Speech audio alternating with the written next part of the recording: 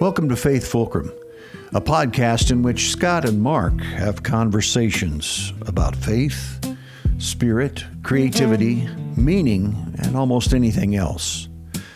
We don't always agree, so you don't have to either. But we do agree that a good conversation sometimes makes a great song. Hello and welcome to Faithfulcrum. It's a podcast about creativity, spirituality, technology, and friendship. And let me introduce you to my good friend, Scott Simpson. Hey, Mark. How are you doing? And I'm Mark Baldridge. Hi, Scott. We gotta get the last name. Now it's working great. That's terrific. Well, this is so smooth.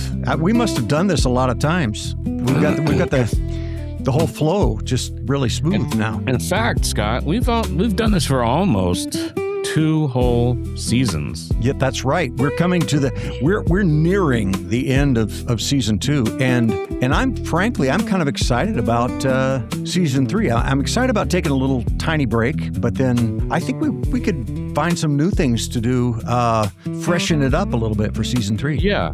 Our last break, we came back with a whole fresh new idea, but that break was more than a year. It was at least a full year, and maybe a little more. I don't need that long of a break this time, I don't think. But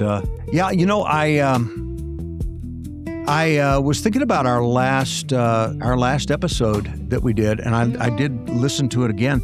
We got into some interesting stuff, and one of the things that we were talking about was we talked about perfection and we talked about imperfection, and in relation to certainly to art and to writing, but also in terms of AI, the question of, when AI produces something that is by some particular standard just super smooth, super perfect, super non-dirtied up. You might call it blandly perfect, yeah. Blandly perfect, yeah.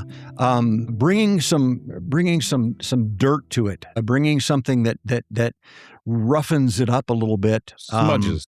Mm-hmm. Yeah, smudges, a bit like one of those old Instagram filters, where we to have a brand new picture and you want to make it look like it came out of the 60s or something. Yeah.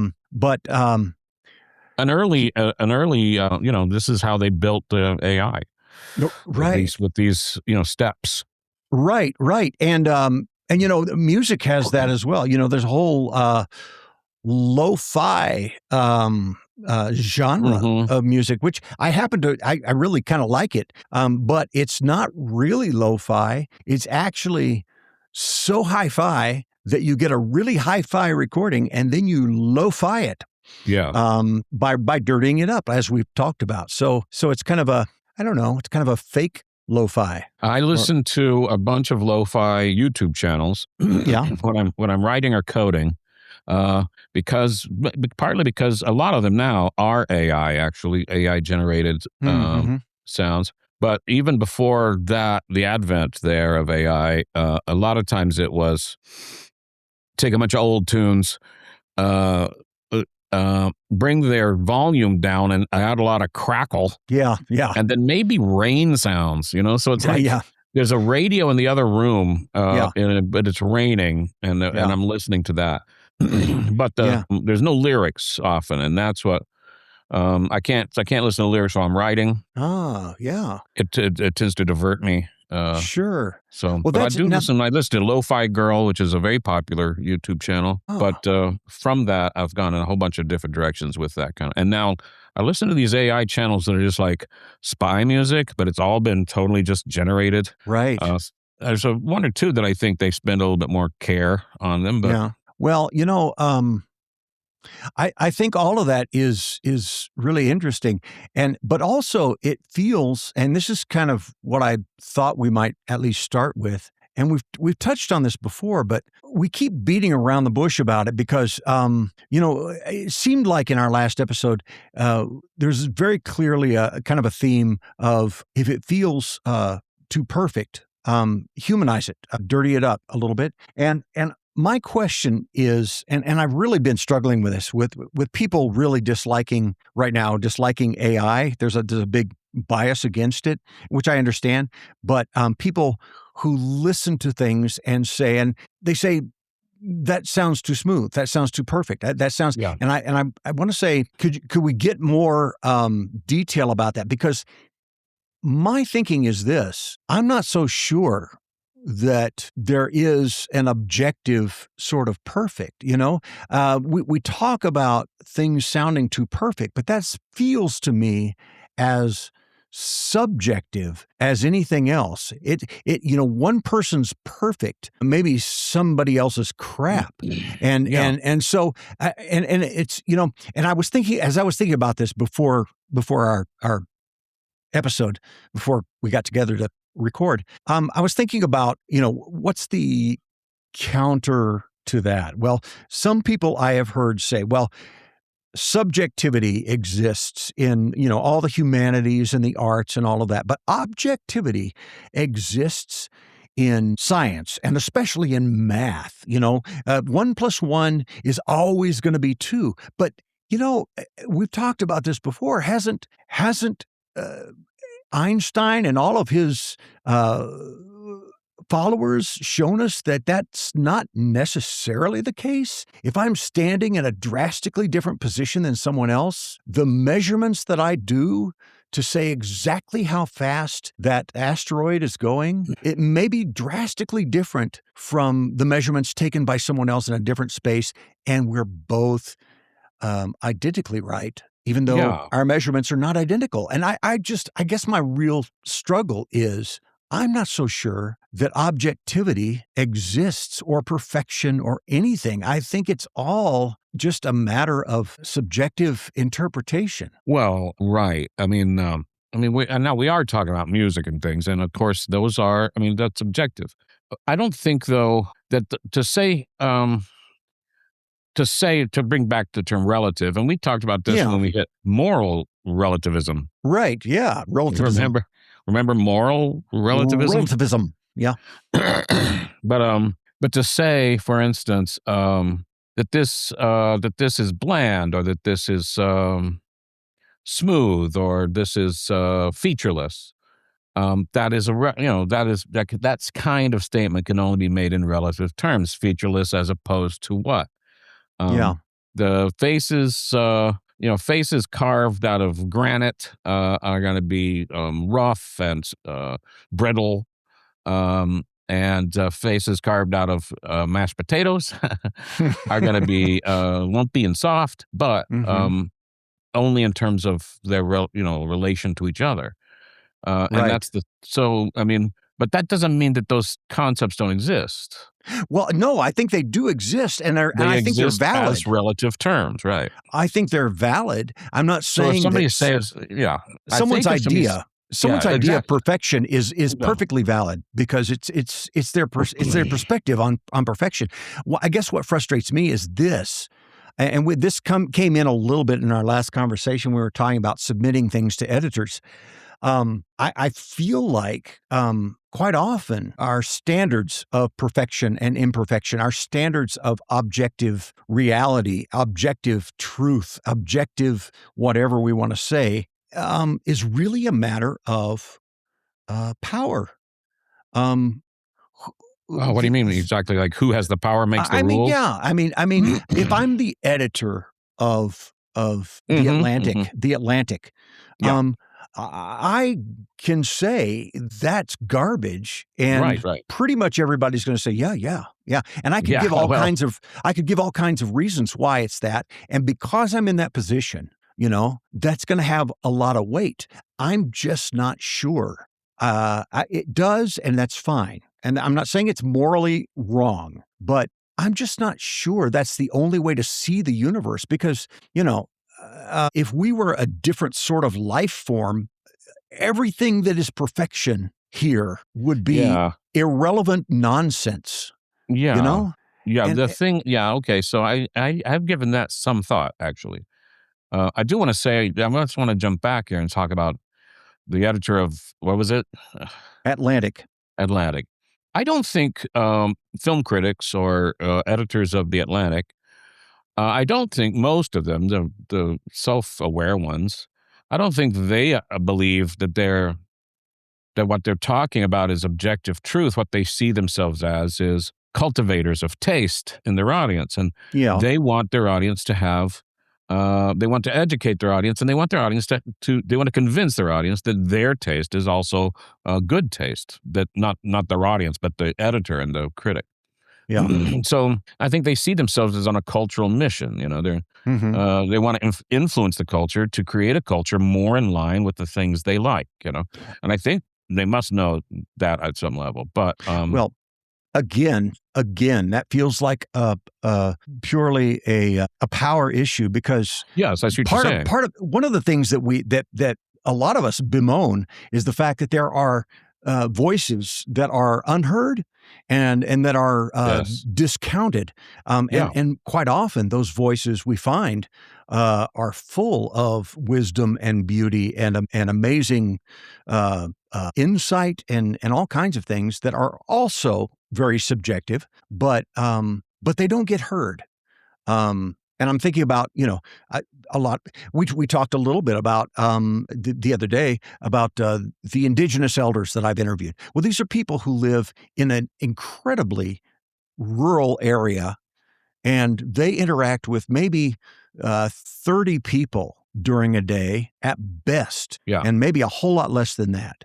And very rarely anyone off the reservation. Right. And so the people who are witness to whatever it is they have, and many of them believe they are the embodiment of perfection, but the rest of the world doesn't, because they don't hear them and they don't have the power to be heard very often. Well, and if they and also if they were heard, like I've run into this because I do a video interviewing of elders, and quite often when you put that in front of someone, they might very easily just subjectively say, well, that just sounds kind of ignorant and closed-minded, because they have no understanding of the specific perspective that they're hearing, that has grown in a far-off corner of a world that they're never part of. The machine kept ironing wrinkles until every mountain looked the same.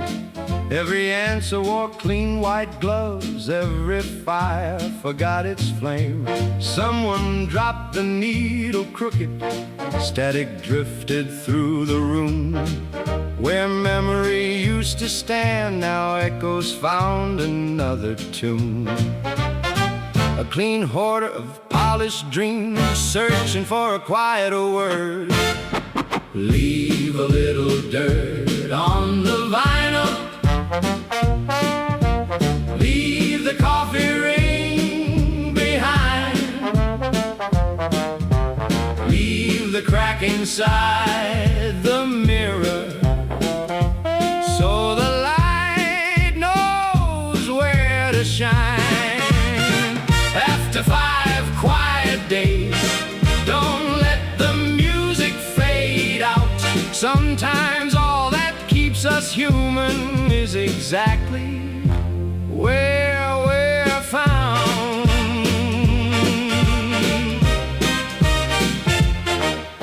Rain came through an open window, mixed itself into the sound.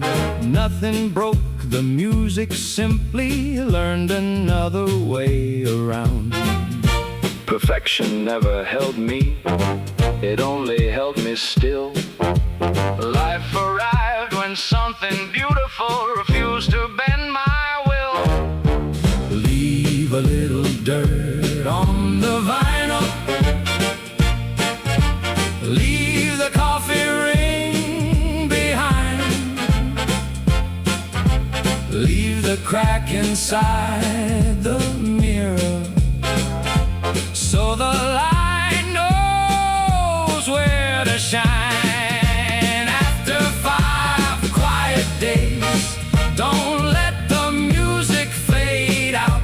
Sometimes all that keeps us human is exactly where we're found.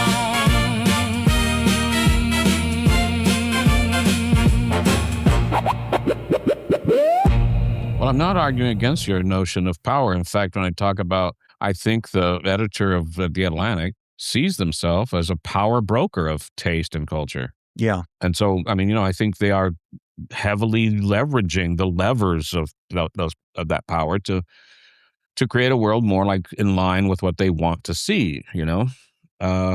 They would prefer that the world, had certain kinds of entertainments and intellectual pursuits, and they're trying to, guide their little audience in that direction. And I think they must recognize their power. They like the power, that's for sure.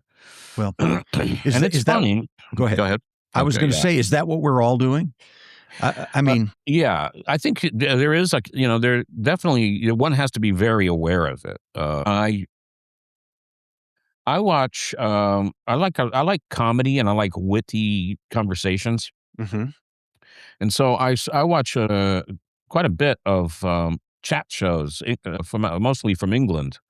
Yeah. Some others, but sometimes they deal with the news and it's always topical, and other times they choose a certain subject. Sometimes it's about distinguishing the truth from lies and other things like that. Mm-hmm. And so I've been watching these now for years, since I discovered this whole slew of entertainment that I enjoy. But some time ago, I think I was watching it about the time they were developing the idea, or very quickly after I began watching this stuff, they've developed the idea. This comes out of the BBC and other British television companies. They developed this practice that they hadn't had before, that they said, you know what, if we're having a chat show or a panel show, they call them, you got to have a woman on. They just made it a rule. Yeah. Because they just went for years without any, and they would just by random chance, they'd have one or two. But somebody just said, going to have one woman, and at least, Yeah. And it really improved the quality of the product, in my thinking. Yeah. And now I listen to some of the early ones where you just had these women kind of haphazardly, or they just when they first started requiring it. And you can just see that the men talk over the women, and the women are making really funny, stuff, and the men are hardly reacting to it. Yeah. And it's just like, this, looking back at it, it seems very strange and, kind of clumsy. And this is not, what I want from these kind of shows. I want urbanity and wit and just a very clever, quick on their feet conversation and stuff like that. And, but once they have gotten used to it, and then it's like, actually, it's a vast improvement. You can just compare the shows before and after. Yeah. So in that case, they said, well, we recognize that we've got this, it's an old boys club, and we're just letting, only guys into it. And so we've got to make a rule because nothing else will work. And so, and now you can see panel shows where, every member of the panel, 1 week will be female. But in most cases, the MC or the guy running, it's always a guy, almost always. There's one called QI where they switch from a man to a woman running the show. And I have to say, it made a difference. It did. Yeah. Well, what that makes me think of, obviously, is DEI, diversity, equity, and inclusion, which is controversial right now. But, the whole idea of that is, hey, we have gotten used to a particular standard that seems to be either A, unfair for some reason, or B, simply limiting. As I think you're pointing out, the immediate presence of women's voices in a program brings a perspective and brings a diversity to it that actually increases the quality by broadening maybe the conversation and the perspective and the humor and everything else. I'm just wondering about this process of how we determine that one thing is better than another, because this is an argument that's happening right now with DEI.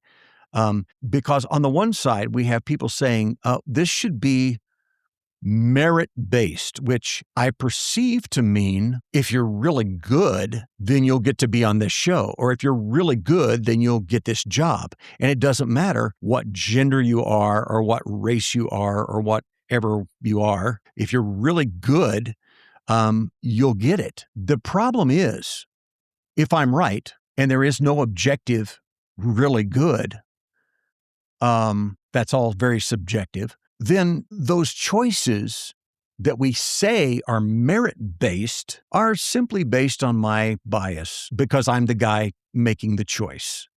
I'm the guy in power saying, well, that's the guy we need for that job. He's going to be great. And until the day comes when someone forces me to look at someone that I have not been looking at or listening to and hear them in a different way, I really won't know what I've been missing. And I may not even have a very good way to gauge what's good or what's perfect or what's imperfect or what's not good. If we had the problem with the idea of a pure meritocracy, it's only about being good enough and not about any other thing, is that if what you're used to seeing as the good is embodied mostly in tall, handsome, white males, then two people apply for a job and one of them's that and the other is not. Right. Everything else being equal, you're going to go with what to you has always embodied the good. And if white, tall, good-looking, wealthy men, I don't want to talk about billionaires because they're funny looking. But, they are. Yeah, I don't want to point that finger, but yeah, there definitely are. But yeah, if that's what the point is, if those are values we hold too, right? Yeah. And so, if that's all who runs the world, then what looks like leadership looks like that. Yeah. And you have to. It is difficult, and it requires either a kind of vast self-discipline or just an encouragement or a law to make you stop and listen to somebody else for goddamn once. You know what I mean? Yeah. And maybe you might hear some sense. Yeah.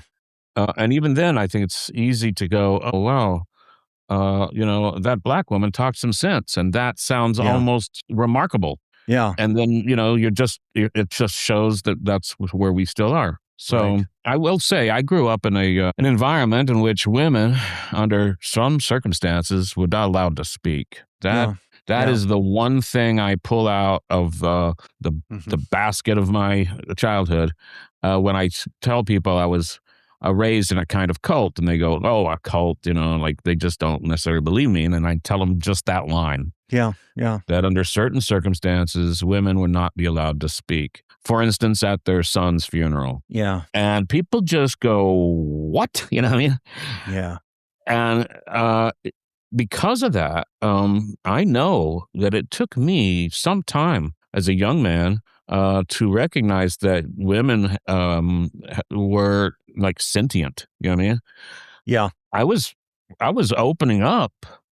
But it doesn't help, there's no way to help the fact that I had come from a world in which I could speak at times when my sisters could not, right? Right. I could speak at times when my mother could not. And it does, there's just no way around that. There's no way to unless, you're a remarkable person in some way that you just see through it. But I didn't see through that whole religious structure until I was in my around I'm going to say late 20s, yeah. Mm-hmm. And then it was so difficult. For a long time, it was the most difficult thing I'd ever done. Yeah. Was shuck that religious shell off. Yeah. But became like now I don't believe in anything. I became a very what's the word? It's like not cynical, but jaded. Well, it's like critical. I was not willing to believe a bunch of things for sure. Right. And I'm still not. I'm still not. Yeah. But at some point I realized that maybe there was there was a possibility of being too much, too afraid to accept anything. Well, that's a really good point, because I think what happens, and I've seen this pattern in myself, but I've seen it in others as well. When you jettison something that was fundamental to you, like your faith or your religion or whatever it happens to be, there comes a time, for a good long time, I think, when it still is holding a large influence over you, because you are needing very desperately to respond oppositely to everything, to not just be a non-believer, but to be a anti-believer, or whatever it happens to be. And then the realization, I think, comes maybe for some after a time that, wow, this thing is still holding a huge influence over me. And the only I can blame those people all I want, but the only person who can begin making real decisions about what I should do going forward is me. And that means I have to take some responsibility for what it is I'm doing, not just be a reactor to what had been done. Or it definitely happens. You see, just like when you see new converts to any spiritual or diet, or political, new converts are always, and they're flush with it. There's a certain kind of sense they have that it answers all their questions. And then people who fall out of those things or become, the word I was looking for before was skepticism. Yeah. I became a skeptic, and I was so skeptical for so long that finally I became skeptical about skepticism. I thought maybe skepticism isn't such a great idea. Maybe it doesn't answer all my questions. Mm-hmm. But yeah, I think then suddenly now the thing you believed in may be the cause of all the ills in the world, Yeah, right. You see a lot of people acting as if they talk about how many wars are started by religion, and whatnot. But really, wars are started religion's really very, very few wars they're over land. They're all about land. Yeah. They're about land and wealth. They're about trade routes. Right. It just so happens that we're Protestants and you're Catholics, so it makes a nice dividing line, right? Right. But then people want to go, religion is the cause of all the ills in the world. Yeah, okay, it's certainly got its share. Well, it's in the mix, but yes, but that's I think right. Of all the evil things in the world, religion is definitely in the mix. Yeah. but I do think it's in the mix primarily because we bring it into the mix. If I want your land, there's no better reason for me to have it than to convince you that God wants me to have it. So, that happens quite often. And the real issue... You don't convince me that God wants you to have my land. You convince yourself that God wants you to have, and then you take my land. I convince the other people who are going to fight along with me that God wants us to have their land. And so we do that. And if I'm really lucky, then I'll assimilate some of you and convince you that I should have had your land in the first place. Yes, that's right. Which is another sad make you stop speaking your language, take you away from your parents. Right. Just atrocity after atrocity. Yeah. And then eventually you'll thank me for it. Except it doesn't really somehow pan out that way. The room was full of experts, every face already known, until somebody noticed one chair had stayed alone. Years of brilliant conversations, missing half the sky. Nobody heard the silence until somebody asked why. We had never learned how to answer the door, even when strangers spoke the same language. Every table has an empty chair, every choir has an unheard part. History keeps changing shape, one brave invitation at a time.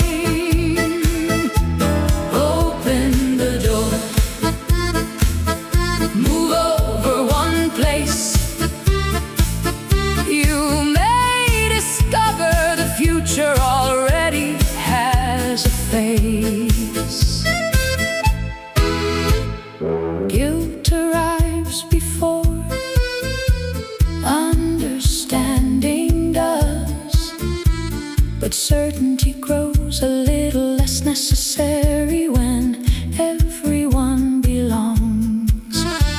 The loudest room is not the wisest room. Sometimes justice begins with listening. Every table has an empty chair. Every choir has an unheard part. History keekeeps changing shape, one brave invitation at a time. Open the door, move over one place. You may discover the future already has a face.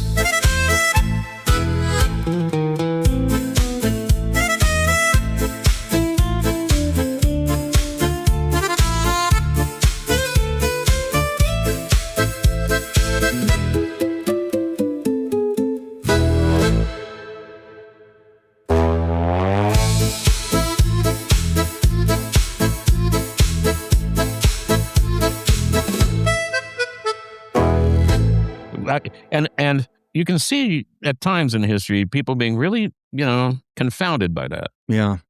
Did you ever see the movie? I think you did, maybe. Maybe we haven't talked about it, but The Mission came out in 1987. Absolutely. I think we might have seen it together, but I saw De Niro it, and Jeremy Irons, and it was about the slave trade in South America, and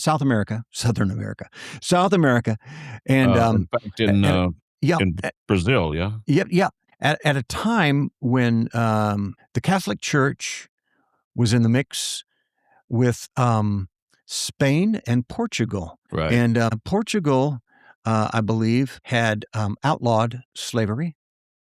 I may have this backwards, and Spain had not. And there were this group of missionaries. They had managed to get in with a tribe, the Guarani, who had been continuously killing every missionary that came through. And because the missionaries were always carrying crosses, they would strap them to this cross and send them over this big waterfall. Which was just a lovely way to start the movie. Yes. But that's the way the movie began. Beautiful film. It was beautiful and sad. But anyway, this group of missionaries ends up succeeding among them and building a little community there that was really mutually wonderful. And I, even though there was colonialism all mixed in there, and you could say, well, that's a mixed bag, but yes, it is. But there was at least peace, and there was not the slave trade. Yeah. But this Spaniard who was hunting slaves was working to get in there. And so basically the Catholic Church was asked to take a stand on this. Will they support their people there who are wanting to keep the Guarani from the slave trade, or would they abandon them and allow the slavers to come in and take them? Yeah. And spoiler alert, in the end, the decision was made by a major bishop that it was too politically dangerous for the Catholic Church to get into the middle of that, so they pulled their people out. The missionaries actually decided to give up some of them decided to give up their vow of loyalty, nonviolence, and they kind of started fighting, but they all got killed, and all the people got killed, and it was just sad. But at the very end, if you stayed on after the credits, sometimes they put a little special thing at the end. Yeah. This bishop is talking with one of the slave traders, and he's you could tell he's just on the edge of the bishop. He's just on the edge of horrific sorrow over what he has allowed to happen. Yeah. And the slave trader says, "Well, you're not responsible. Thus is the world." And then you get a close-up of his face, the bishop's face. He says, "Thus have we made the world." Yeah. So all of that story is to say, when we come to a point where when I come to a point where I begin to realize I have responsibility in this. This is not just a matter of objective reality. I literally am shaping the reality that is happening. If I'm that editor at The Atlantic, and one day I realize I published something that did horrific damage in the world, right? I don't get to just blame that writer and say, "Well, he tricked me." At some level, if I'm in that power position, I have to say, you know what? I helped to create the situation that allowed this to happen, and put that in any of those contexts, because I think the way we like to say, oh, this is objective, this is merit based, this is the reality, that's just the way it is. I feel like that's a dodge until I can walk through life and say, you know what, I have some culpability in this. If we have never had a woman in this group, and I've just not noticed it my whole life, right? I have some culpability in that. Yes. Somebody asked, RGB? No. What was the Supreme Court justice? Yeah.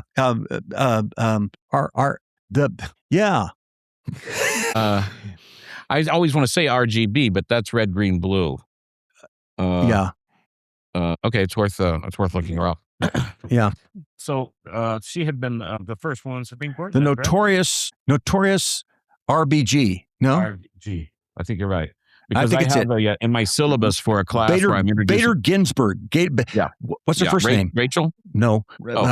Ruth Bader Ginsburg. Bader Ginsburg. I love it when my brain works. Couldn't get past. Thank you very much. Yeah. The reason I couldn't get past RGB is because I have a syllabus that I teach. I have taught every semester for years, where I'm introducing students to things like the primary colors of light. Right? And I say it's RGB, but the headline in my syllabus is the notorious RGB.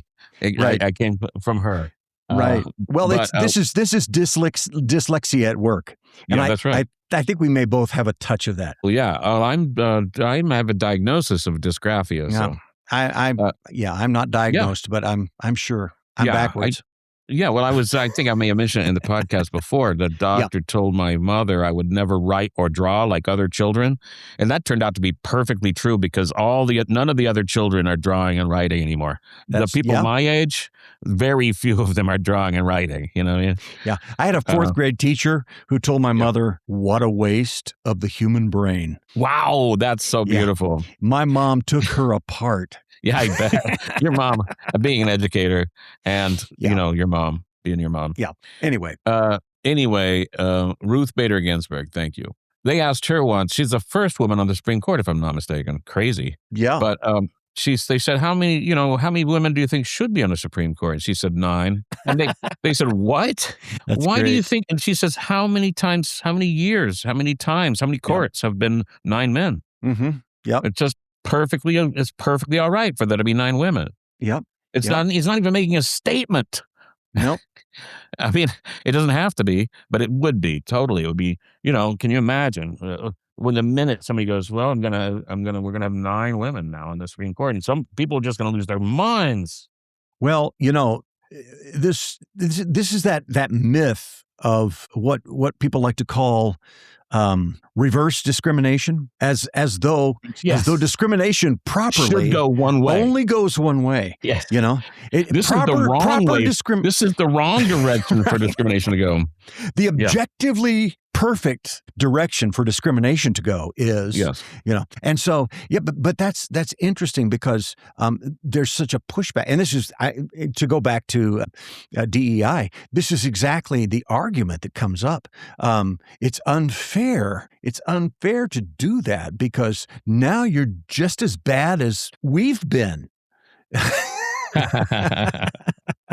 Yeah, there's I don't want to blame this guy. I'm a big admirer of Richard Dawkins as a scientist and a thinker. Oh yeah, he wrote. He's an atheist, and he's vocal about it, and he's kind of become a professional atheist. He's one of those first wave of professional atheists. Right. And I don't want to blame him for the damage that profession has done, I think. But he created the idea that he wrote a book called The Selfish Gene. And he's saying, it's not about replicating individuals, obviously, because individuals aren't replicated. Their genes are replicated. So really, we are mechanisms. Human beings are mechanisms by which genes replicate themselves. Yeah. Really, the history of evolution is the history of genes. And it's just fundamental shift in the way of thinking about it. But it's compelling. It's like, I don't know. It's obviously, without Darwin, this step could never have been taken. But it's a big step, forward from Darwin to think this way. Yeah. And in his book, I think he wrote it in the 70s, an incredibly important idea. But he says he didn't come up with it. He's just trying to package it and convey it. But in the last chapter, he says he's been thinking about this. He says, anything capable of replication from a generation to generation is subject to Darwinian evolution. And then he posits that information does this. And he comes up with the word meme. Wow. Yeah. He says the gene, when he's trying to define a gene, because it was, it wasn't really well defined. We know what genes are, but what is a gene? He said it's the smallest replicating genetic element, right? So it could be bigger, it could be small. And he acknowledges that complexes of genes go forward together. Because they need each other to build the eyeball or the thing. Right. So it's not just but he says the smallest replicating unit is the gene. So he says the smallest replicating unit of information, I'm going to name meme. And because of him, we have all these pictures of a woman yelling at a cat. Yeah. Or a guy walking away with his girlfriend, but looking at the woman he just passed. You know what I'm saying? And those are little self-replicating, but also mutating, because you keep changing the caption on the cat and the woman. You keep changing the little caption on the man and the woman in the red dress. Yeah. Well, But also he mentions in that chapter, he mentions of religion. But religion he would call a meme complex, a plex of memes, a mimetic. Right. And I would say a mimetic entity. So he doesn't say this, but I would say right angles are a meme. Once you have the idea of the right angle, you see it everywhere. Right. And you can convey it to people. You can say, this is what it is, and this is how you make one. And if you make it a different way, it's not a right angle, et cetera. And once you've got it, you never forget it. It's right there. It's easy to see. You see them some places, and you don't see them others. So and then if you imagine 4 of those in a kind of an array, a kind of a circular array, well, that's a cross. And we have crosses, right? A cross is 4 right angles, or 2 beams at right angles, or 2 lines at right angles. And we have crosses that predate Christianity, X's, and the signs, of the cross. But then, so it pre-exists. But when a meme complex comes along and one guy gets himself nailed to one, it's the best thing ever happened to the cross, right? Yeah. It just takes off like crazy, and now they're everywhere, Yeah. And when I saw that, I realized that I was living in a world in which parallel evolutions were occurring. Yeah. Humans and animals are evolving at a very slow rate, but our culture is evolving at a very fast rate. Yes. That's beautiful, because to me, that truly explains, I think, what I was grappling with subjectivity. And maybe it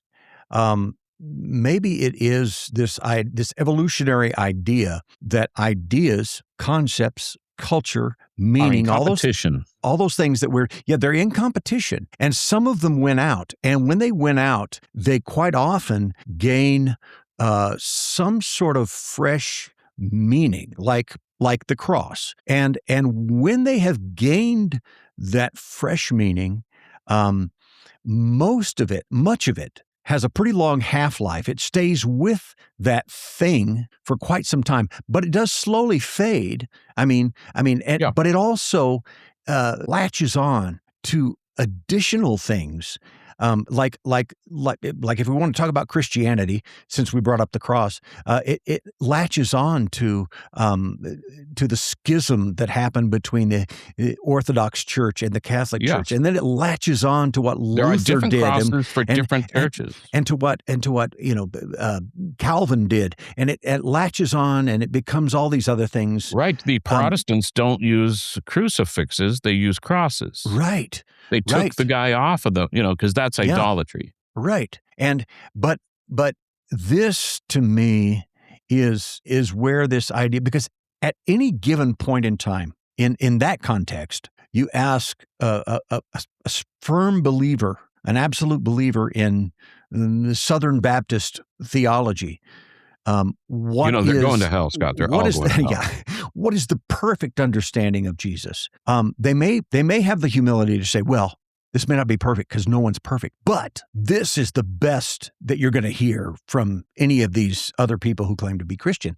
Yeah. And they're going to tell you that because that's what they firmly believe. And that's their definition of perfection. And yet we know absolutely that given 2 or 3 decades, the Southern Baptist Convention will say, no, that's not it. Or the Pope will say, no, that's not it. Yes. Or the Mormon Church will say, okay, that's not it. Yeah. And it happens over and over again, and yet we continue to live in the illusion that perfection is a thing. And maybe that's something we need. Maybe I just need to believe that, wow, that last song I wrote, that's the best. Well, it's maybe the next song you write. Some people feel like I'm more interested in the next song, but... The cross was only timber before somebody died. A word was only breathing before somebody cried. Ideas leave children long after we are gone. Some survive by changing, some by holding on. We're still brothers, speaking another dialect, trying to remember the names we never kept. We're not just building stories, the stories build us too. Every prayer, every anthem, every promise spoken true. Some become empires, some become dust.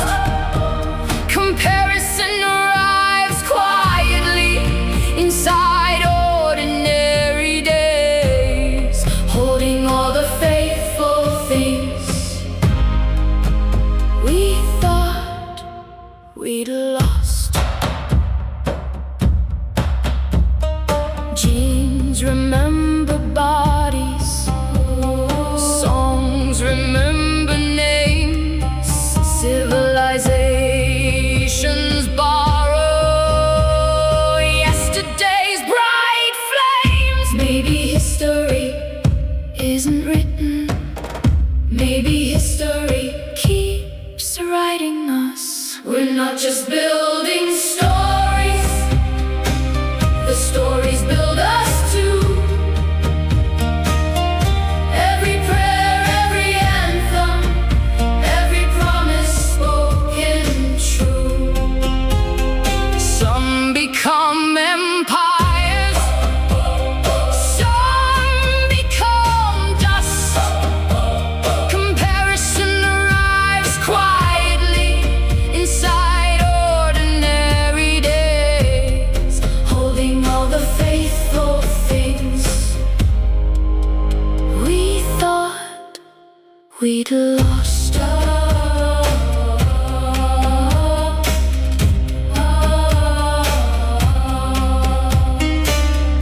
I am too. I do believe that only people who believe in absolutes are capable of making certain kinds of errors. If you don't believe in absolutes, if you believe in the relativity of cultural and moral and artistic answers and questions, then you're just much less likely to make certain kinds of errors. And but I was actually brought up. I brought up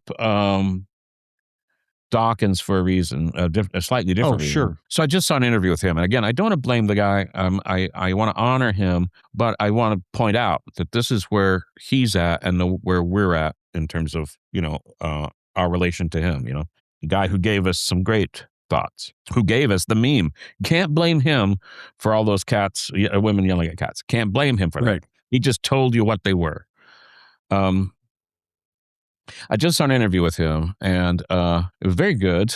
British interviewer who was obviously had some opinions, but was just trying to guide this guy to tell what he thought about these things. So I guess at some point in the last couple of years, Richard Dawkins has come out. He has become, instead of a scientist now, he is kind of a cultural critic. He's written a song called The God Delusion, and he's really making statements about our culture.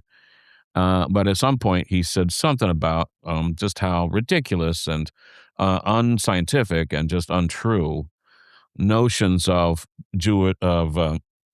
gender fluidity are.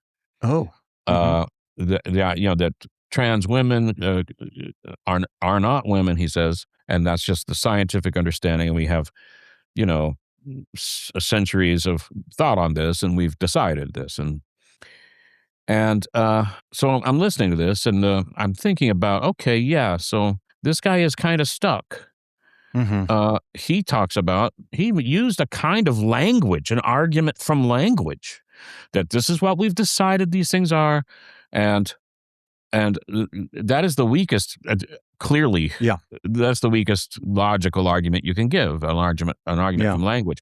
But he's talking about scientific language, but he's also talking about language. And so he's stuck. He's arguing from definitions. He's saying this is not the definition of male and female, etc. As if those things are not up for grabs.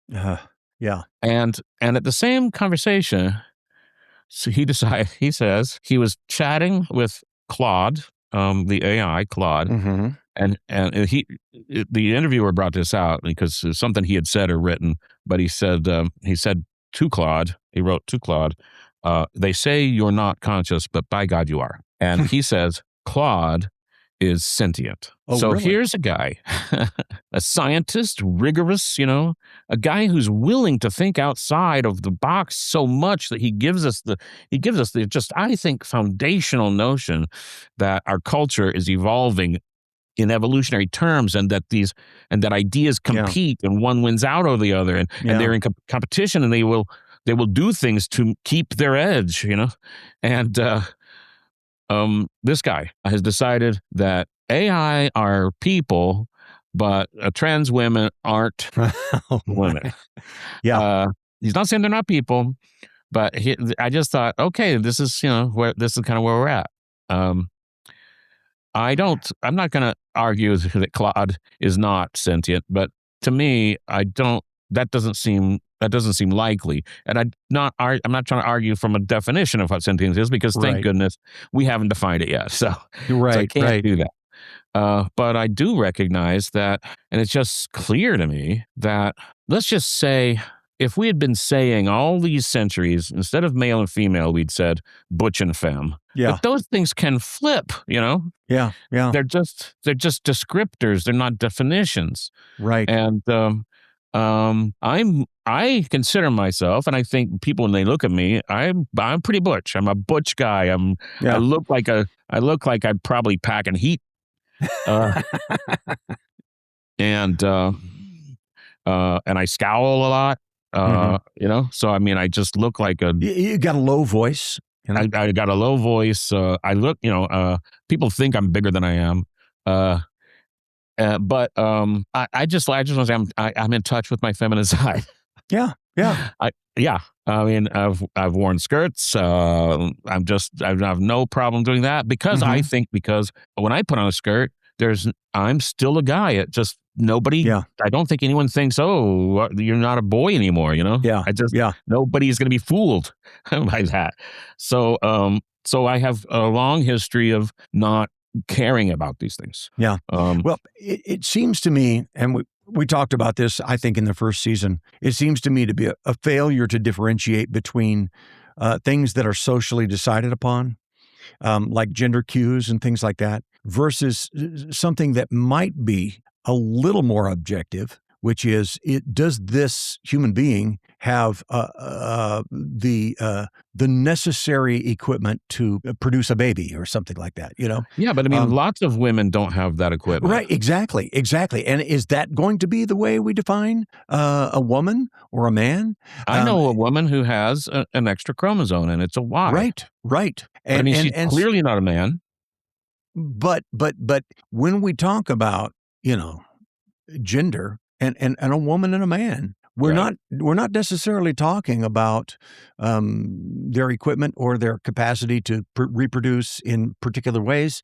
We're talking about how they choose to present themselves and how they desire to be perceived in our particular society that has for a long time had a couple of gender choices, but really more than that. Many societies have always had more than that.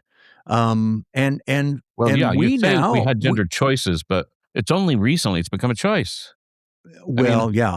I mean, it was not long ago, and it was right up until fairly recently in places, and I'm sure just must be shit ton of places where it's still illegal for a woman to wear pants, you know what I mean? Right. Well, and that's a strange thing, because when a socially agreed upon thing is, when the right to decide it is external to the person who's having the decision made about them, that makes no sense at all. That's why the vocabulary is assigned female, Yeah. It's like, that's what they told me I was, you know what I mean? Yeah. Right. So anyway, I think that has a lot to do with what I've been thinking about and concerned about. I feel like part of the problem with that I have with the idea of objectivity, or with the idea of I don't know if I want to get into relativity, but objectivity is that it is a smokescreen for the powerful to impose something, and maybe in some cases, like if you're a well-known editor, like we said, or if you're a big exec at a record company, or if you're just a guy who runs Amazon. The guy who runs Amazon, maybe that is just what you get for being in that position. You get to say the way it goes down, and you've earned it, I guess, because you got to that position. But my question is, one, does that make us better? Two, what are we missing because we're doing it that way? And more importantly to me, in my personal life, are there times when we are capable of laying that down? And what I mean by that, am I able to enter a circle of people who see things very differently, and maybe even in opposition to me, and maybe even they are in opposition to me. Maybe they don't like me or whatever. Am I able to enter that circle and enter that conversation in a way that I am open to hearing freshly what's being presented, as opposed to simply being in that lower level listening mode where I'm saying, well, that's right, no, that's wrong, that's right, that's wrong, and thinking that I'm making objective decisions about it.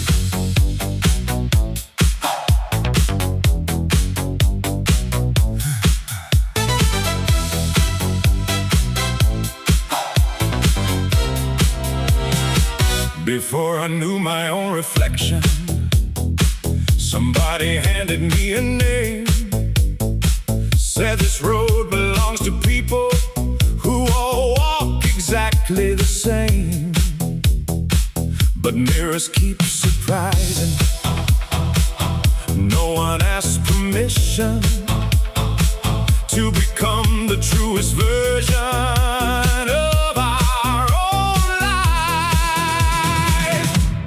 Call me by the name I finally found, not the one that echoed before I made a sound. We're more than labels, more than forms. We're trying to balance who the world expects with what keeps you alive.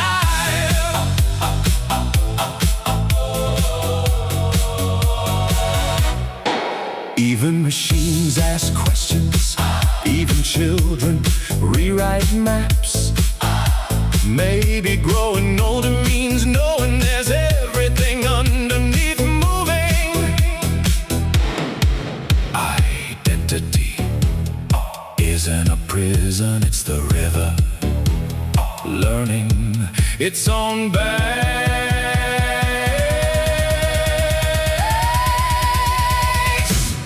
Call me by the name I finally found, not the one that echoed before I made a sound. We're more than labels, more than forms. We're trying to balance who the world expects with what keeps you alive.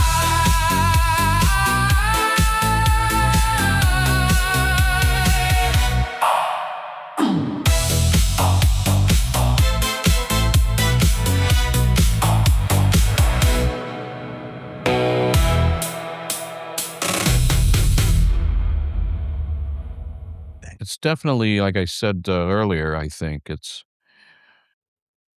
difficult.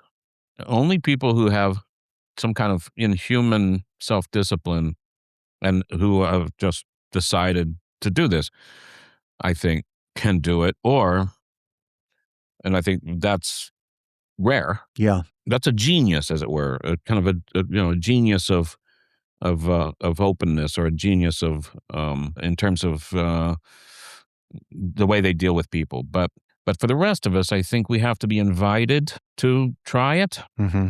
We have to experience it and find that it gives good results. It shows us new things, and then at that point, one has to adopt it as a practice. Yeah. As a teacher, I am constantly listening for good ideas from my students. In fact, what I'm asking from them often in these words is when I'll try to do a brainstorming session, mm-hmm. I'll say, give me your worst ideas, just the absolute worst, the first thing you can think of, the worst idea. And someone will say something really stupid, and I'll think about it, and we'll talk about it, and it begins to sound pretty good. Yeah. I think I can see it, I mean, that. Obviously, you said it as a joke, but let's look at it seriously, Yeah. Obviously, I was just asking for your dumbest idea, and I say, thank you, that's a very dumb idea. Let's look at it.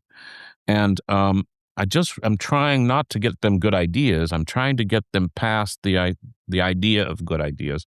Yeah. There are good ideas and bad ideas, but knowing which one from the other is the task. I think, as Bono said, writing songs is as easy as walking down the street. Writing good ones is harder. Yeah.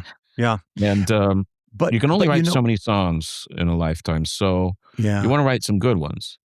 But definitely, if you're so hooked on and concerned that the songs be good, you will find that a task much harder. Yeah. Whereas if you can say, what does shoe shine 10 cents, that line may not be in the song later, but it gets you started. And so the same is true dealing with other people. Their thoughts and their ideas and their concerns may not be what we end up even deciding about or talking about, because they may not know the deeper issues that they're trying to address, so we can discover them together.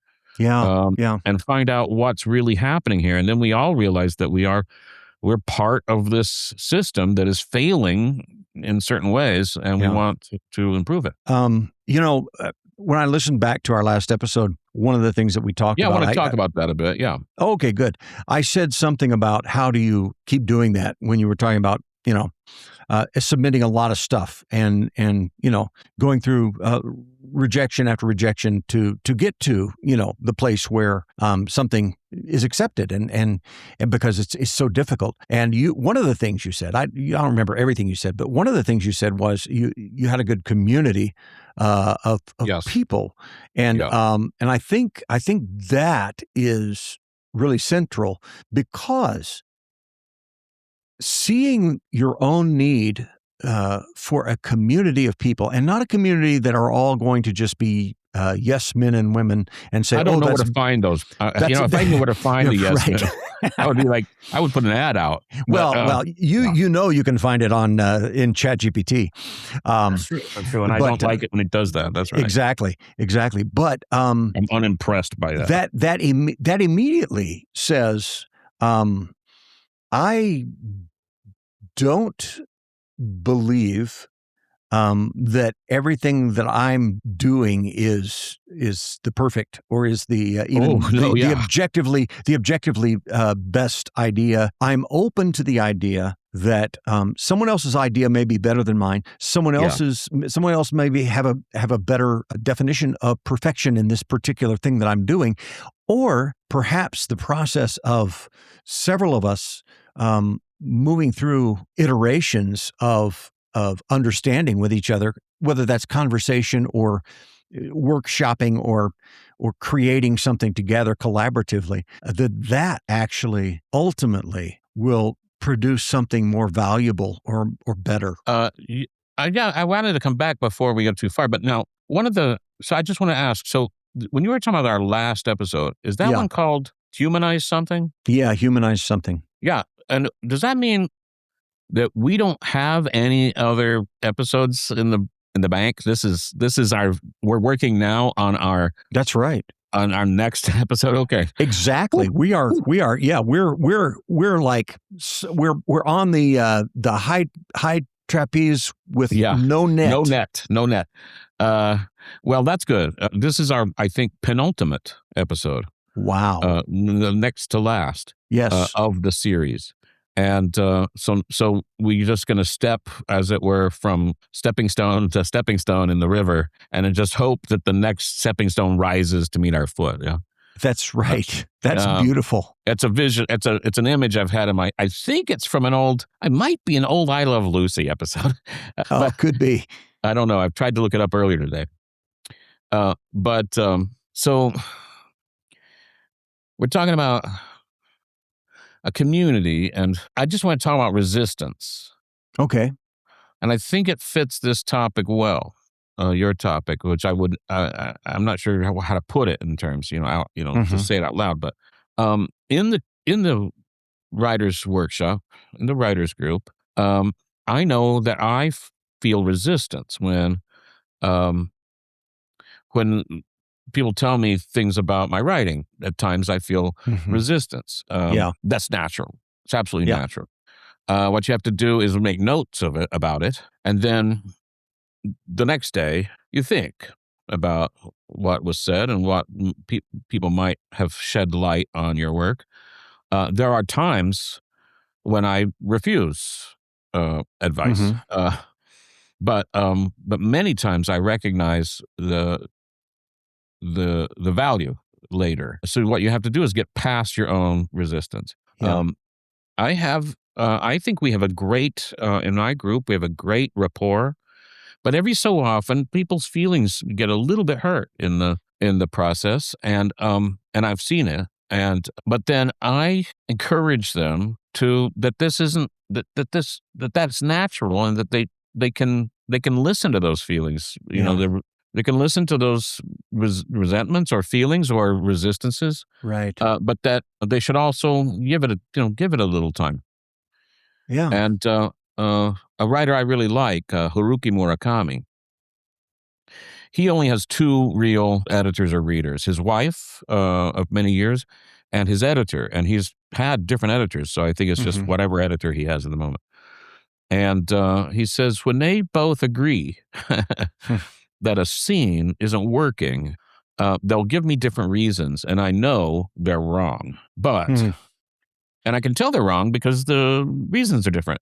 But, but he says, then I'll just rewrite the thing. I don't try to fix it. I just totally rewrite the scene from beginning to end. And he says, in general, he feels that he's made an improvement. And he says, well, they're aware something's not working for them. And now I find I've got something that works better for me. So in the end, this was it. And I think the same might be true for communities and just people trying to live together on the planet and in our, in our smaller communities, is that when people contradict us or try to correct us or try to school us, there is an urge to be resistant. Yeah. And it's a good one, I think. It's protective. You were trying to protect what you think you know, but give it a little time and let it soak in a bit and see if maybe if enough. I've said this many times. I don't really know that it works for other people, but it works for me. If two people call you a jackass, tell them to go to hell. If 25 people call you a jackass, maybe you should buy a saddle. Yeah.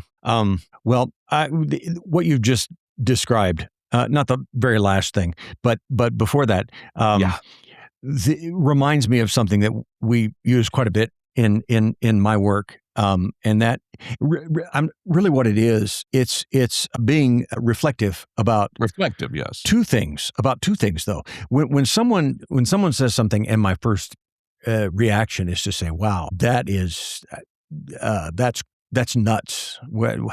How in the world could they think that? Reflect on two things. One, first of all, this person is coming from a different perspective than I am. So how did they come to that conclusion? Perhaps I need to reflect a little bit on, because I'm not standing in that spot, and I have the opportunity here to look at something important to me that is coming from a different angle. And so that's the first thing to reflect on. And secondly, reflecting on exactly why that comment or that statement gave rise to such an emotional response in me. Maybe there is something I'm clinging to, or that's very sensitive that I'm not aware of. And maybe that's the thing that I need to get from this, not necessarily whatever advice they gave me on this thing that I'm working on, but the fact that, oh my gosh, when he said that, I just got livid. And what's going on with that? And so I think both of those are incredibly important. And I think that's why you need community, and at least to some degree. I'm not saying, I think there are many people who've done a lot of great creative work and spent a good deal of that time in isolation on their own. And I think that's perfectly wonderful. Not a problem with that. But if you're doing something that you expect other human beings to engage with, you probably better have community built into that process at some point. Yeah. I mean, it holds you to account. Yeah. I knew a guy who was working on a kind of Lord of the Rings epic. I mean, I think he was inventing Elvish, you know what I mean? Yeah. And I'm certain that if he's alive, he's still working on it. Yeah. That will never see the light of day, which is fine. Good for him. But I think if he wanted to share it with the world, he had to share it with a little piece of the world first. And maybe he just didn't want to, or maybe he just never thought about it.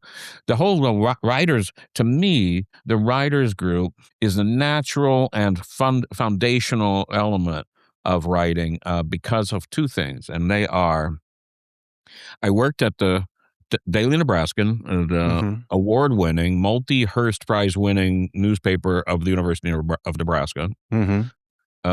Fifth largest paper in the state of Nebraska at that time, in terms of circulation. And I did that in what they call a bullpen. Like when I was editing a section, when I was writing for it, I would come in and talk to my editors, and there would be reporters and other editors and other sections all in this one big room, and they're talking at each other and making jokes, and they're asking each other questions, and they're showing each other things, and then when I became an editor, a section editor there.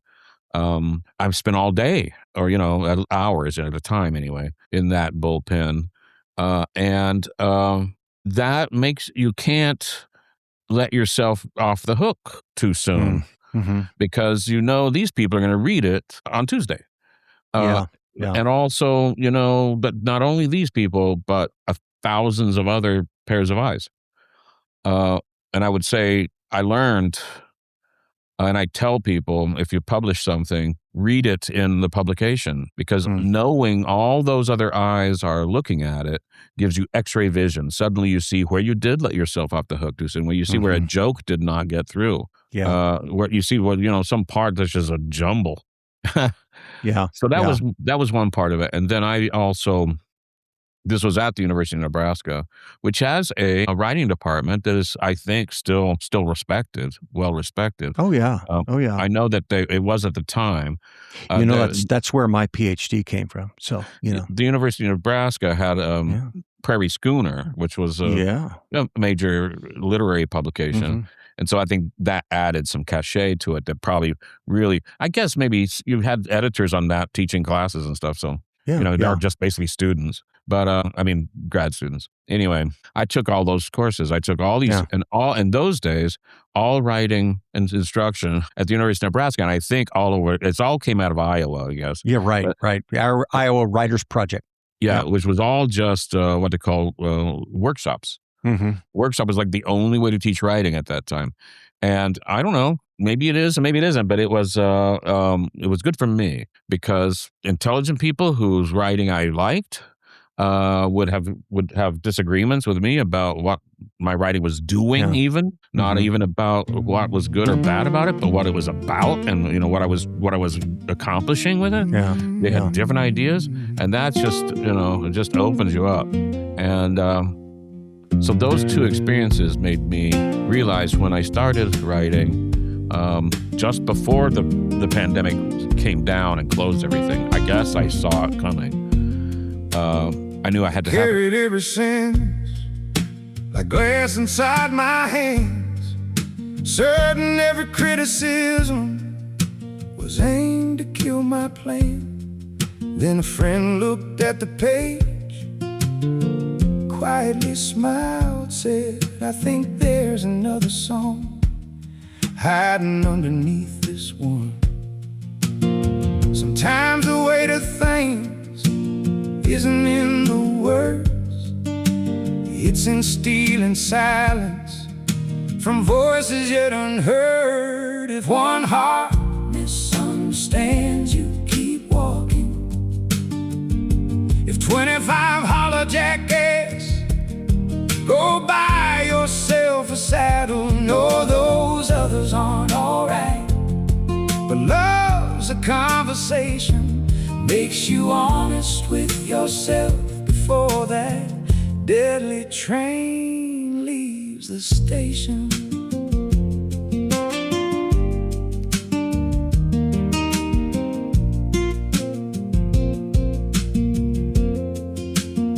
We sand each other's edges, not to make them disappear, only so the hidden grain finally appears.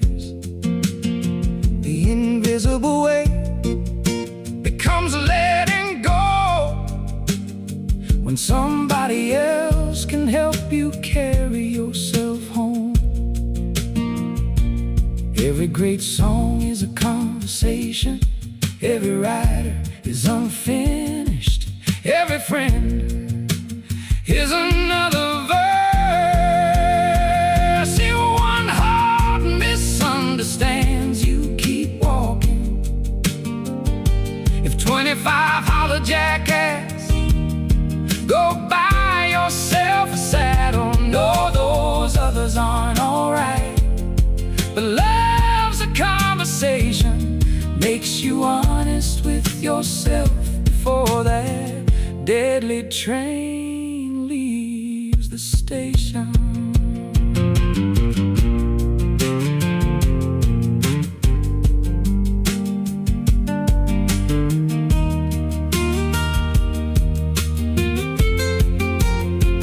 Here one heart misunderstands, you keep walking. If 25 holler jackets, go buy yourself a saddle. No, those others aren't alright. But love's a conversation, makes you honest with yourself before that deadly train leaves the station.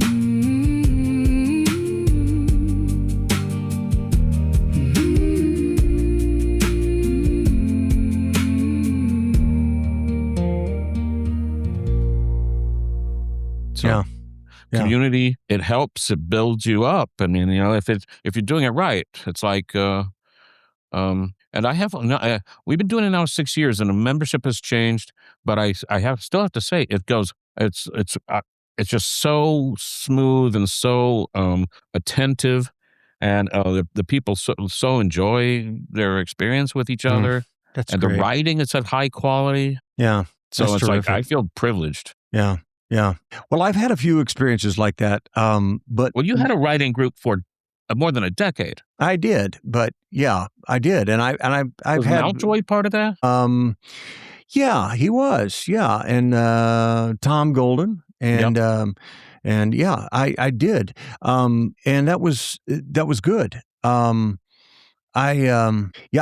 struggle because I'm not an especially. At least this is my perspective on me. I'm not an especially good collaborator. I have difficulty when I am faced with collaborative tasks. It has to happen in the right time for me. I have to have my stuff together. Then I can collaborate. Yeah, there's a stretch at the very beginning when. Oh, well, you guys collaborating? Huh? We workshopped more than collaborated, but we did a little collaboration. But really, until I have my crap together in my own head, I feel like I'm not capable of doing much. And workshopping in the past, I think I would be better at it now. I haven't had an opportunity to do that recently, but I think I would be better at it now than I was. I think my sensitive ego was in front a lot. That's the thing. Yeah, I think my experience at the Daily Nebraskan helped me with that, in that somebody else was editing my work, and then would go out under my name with changes they had made without consulting me. Right. Wow. Boy, if you can't get past that, you can't do that job. And if you can, that's tough. It breaks that ego right up a bit, Yeah. I once had an editor, he didn't like, I wrote this thing and he didn't like any bit of it. So he wrote something else and put my name on it. Oh, wow. Now, that was not right. That was not right. But by that time, I was just, I was mad, but I was just like, this is the price, I'm letting somebody edit me, and this guy's just an idiot, Yeah.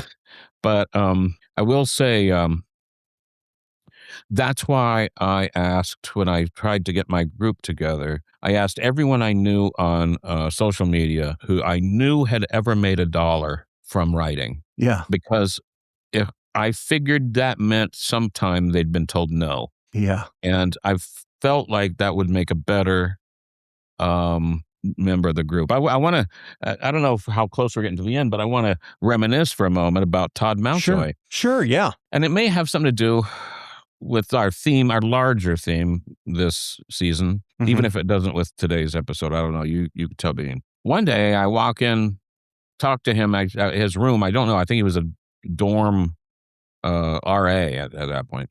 So he had a private room.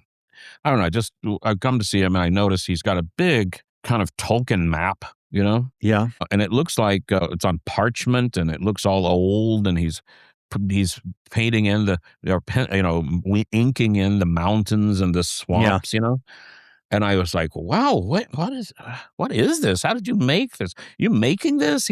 Where'd you get this? And he said, I spilled tea all over this big page. And I said, what, is that an accident? He said, no, this was on purpose. And wherever the tea went, those are the land masses. Uh-huh. And my mind was blown by that. Now, I don't think he invented that. I think that may be a thing. But I think now, at the time, I just thought this guy's a super genius. Yeah. But so I teach a class now in world building, and like in the first week or the second week, I'll take out a big sheet of paper, lay down some plastic under it, and I'll be talking the whole time, drinking coffee. Then it's highly diluted coffee. Yeah. And then I'll spill it on the page. Yeah. And then I'll say, now, does it look to you like maybe continents and islands? And they're like, yeah, sort of. And I said, that's what we're going to do. We're going to make a map out of this. Yeah, that's great. And I think of him every time. I often, mention that a friend of mine, I saw a friend of mine do it. But I think of him every time. Yeah. That's great. Yeah. Students have told each other as I spill the coffee. So students have told each other, "Oh, I've heard about this." That's great. Well, I think there's nothing better. Just touching on perfection again. There's nothing better than spilling a bunch of coffee and saying, "Ah, look at that. That's perfect." Yeah. Right. I love that. Yeah. It always works. Yeah. Because it's an invitation to see something, Yeah. And that's so much better than being manipulated by saying, here's the way it should be. Now do that. Instead, I've spilled coffee and I've invited you. I don't know. I think we are. I think we're actually now. Okay, I wanted to talk to you about the music. Yeah. Oh, sure. Last episode, we went really, I think it was a record-breaking length. Yeah. We're actually breaking our last episode's record, I think, this time. Well, that's too bad, because that was a great episode. I'm not sure about this one. Oh, well. But actually, who knows? You never know until after you hear it. Yeah, you don't. But I just wanted to ask you, instead of asking you about what genre of music you hear, I felt like there was a kind of a breakthrough in the sounds that came out last time. Yeah. Are you thinking about how you might try to reproduce or move on what you learned from that, or what are you thinking? I would like to do something similar to what we did last time, which good idea. Basically was two things. I think what did you do exactly? I invited ChatGPT, my music writing. Your custom GPT. To identify cohesive segments of our transcript. Oh, you hadn't done that before, and create songs. Well, no, I had done that before, but I used a little bit different wording. Saying the cohesive segments, and so made a difference. With those, you had invited me. To take to heart, find the perfect and make it human. Humanize something free from error. Yeah, that's right. And so that's what I did. And I did it kind of stream of conscious. I just kind of sat down and read through the lyrics and made changes willy-nilly, Right. Just that's it, What took me and those are the changes I made. Then I kind of in the same mode, willy-nilly, we'll call it, thought, well, what is the genre that this kind of is suggesting to me? And then I would request that, and sometimes it was kind of a mixed genre. Yes. Right. So what I'm thinking about doing is doing something like that, but I want to take this spilled tea, spilled coffee into account. I'm not sure how I'm going to do that, because you've just suggested that, but I want to do that.